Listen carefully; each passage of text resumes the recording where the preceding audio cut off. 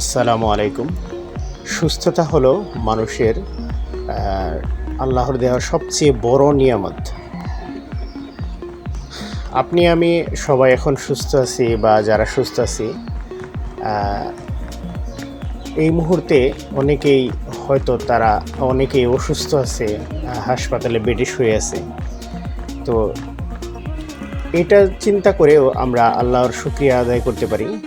আলহামদুলিল্লাহ। দিনের আলো ফুটতেই ভোরের সকালবেলায় ফজরের নামাজ পড়ে আমরা যদি অল্প সময় একটু শারীরিক ব্যায়ামগুলো করি, তো শরীর আলহামদুলিল্লাহ একটু সুস্থ থাকবে, ভালো থাকবে।